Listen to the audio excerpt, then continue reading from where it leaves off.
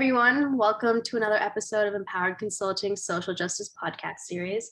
This podcast was created on behalf of the Social Justice Committee to educate and raise awareness on different topics within social impact and education. We're your hosts for this episode. I'm Amaya, and I'm a senior at NYU. And I'm Yashish, and I'm a sophomore at NYU. We'd like to introduce our guest for this episode, Ms. Tai Abrams from AdmissionSquad. AdmissionSquad is a non-profit organization dedicated to guiding middle schoolers through the often daunting process of getting into New York's specialized high schools, with the goal of ultimately attending elite colleges and having successful careers. AdmissionSquad most often itself serving a diverse population of low-income and minority families in Brooklyn bolstering what Ms. Abrams often cites to be the school to wealth program pipeline. Ms. Abrams, thank you so much for appearing on this episode. We'd really appreciate it if you could introduce yourself to our audience a little bit and talk about how you became involved with AdmissionSquad. Thank you so much for having me. It is an honor to be here and to talk about this important issue going on here in New York City. So basically, I actually went to one of these schools. I came up through the public school system here in New York City, had the chance to be a part of gifted and talented programming in middle school. And it was a parent of a student I went to school with that decided that, hey, these children had the potential to get in, but they're going to need the prep. So I had very low cost side tutoring to close the gap for me to do my 9th grade math regents in 7th grade and ultimately take the SHSAT. And I got in. And unbeknownst to me, I had no idea that having that opportunity to go to Bronx Science would open up just a major door of opportunity surrounding career options, college options, networking abilities. It was just phenomenal. And since then, it's like my life has been on upward mobile opportunities where I was able to kind of like increase my socioeconomic status. I've been able to meet people who I admire, who I want to emulate, and very quickly thereafter, I'm able to knock out a lot of these goals. And I attribute a lot of my success to the schools I went to. So lo and behold, I go to Duke, I major in math, I'm on Wall Street, had a chance to operating as a government consultant for a little while. And I'm just noticing the higher you go, you see fewer and fewer students who identify as Black or Latino. And it was just something I was curious about. I didn't necessarily have an answer to it. I was just like, this is very odd. And then I came back to New York and decided to pursue the education space, initially wanting to kind of do some market research by functioning as a teacher.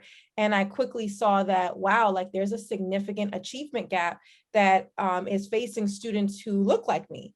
And students at that point, when I came back to New York in 2011, it was an all-time low of the number of Black and brown students getting into schools like Stuyvesant, Bronx Science, and Brooklyn Tech. So, being the millennial that I am, wanting to follow my passions, pursue entrepreneurship, I said, hey, I'm going to find a way to fix this. And it took years, but by 2016, I decided to, along with my team, form AdmissionSquad, which functions today as a nonprofit that helps talented students from underserved backgrounds get into top New York City high schools. That's really interesting. And I really find the concept of how you said that the schools that you went to had a lot to do with the success you achieved. And I wanted to ask you something related to that.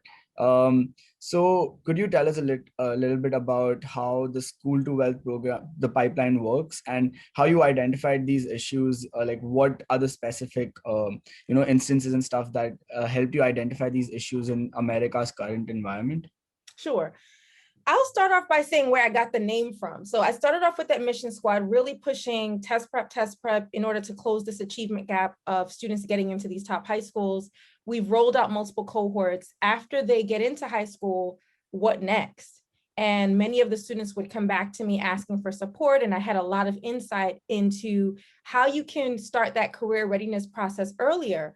I also have a personal gripe with the student loan debt crisis because I did end up amassing $143,000 for my time at Duke University. So here I was as a 22-year-old graduating with 6-figure debt, and no one had any answers for me as to how I would get out of it.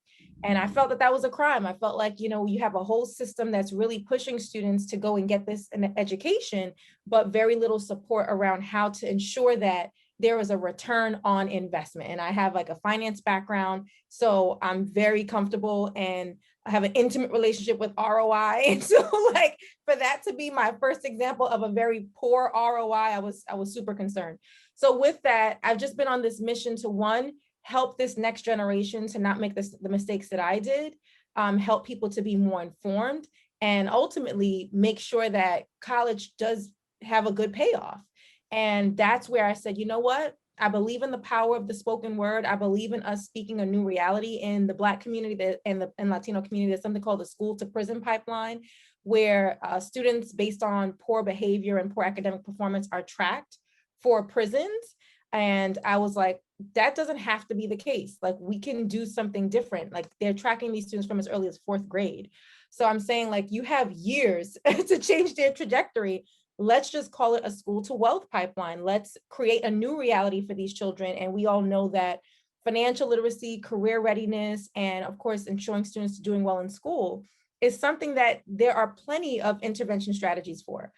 So that's kind of where the idea came from.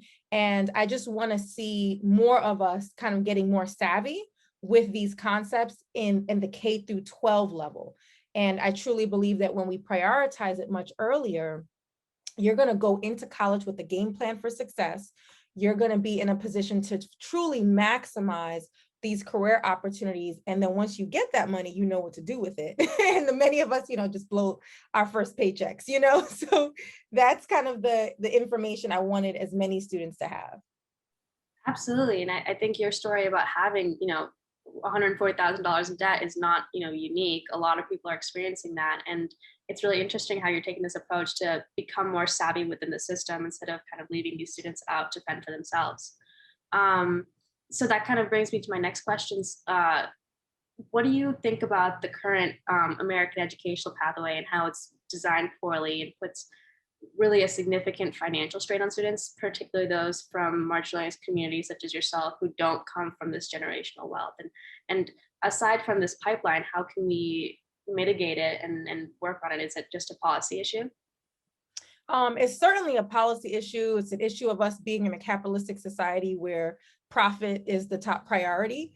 And I support capitalism, let's be super clear. But what I also support is making sure that everyone has access to the resources, the information, the opportunities to be able to fully benefit off of a capitalistic society. And that's where, there's some broken pieces in the system. So with that, I truly believe, one of my biggest priorities for AdmissionSquad is closing the information gap. Yes, we do test prep. Yes, we do academic enrichment. But before we can even do any of those things for our children, we need informed parents. We need parents who are savvy, who understand how the system works, and they have the information needed to better advocate for themselves and for their children. And this can be valuable to their ability to find appropriate schooling for their children, as well as getting them started on a strong financial footing. So that's kind of where I feel most of the time should be spent, really getting the education, getting the information, and not just learning about it, but applying it and doing it much earlier. I don't necessarily believe that these concepts should be reserved for college students or students who are graduating from college. I think my niece, who's 8, she's already investing. I have an investment program that my other company offers where we coach young middle schoolers, upper elementary school students, and high schoolers to actually start their investment portfolio. And we have them doing stock pitches. We have them learning how to read company financial statements. And while it's a lot, they can do it. And they're very interested too. Like, I have students who are like, please, Ms. Tai, can we do another session, begging for the information. So it's not like the children don't have the capacity. It's more of just how society was designed. And in many ways, school is designed to create laborers, to create workers. And there's nothing wrong with that because it's how a capitalistic society is sustained. But at the same time, when we have an issue with survival and ensuring that people can take care of themselves, I have an issue with that. There's no reason why we should have so many people becoming homeless, being impoverished, not understanding how to pick themselves up from the bootstraps because that information was not shared early enough.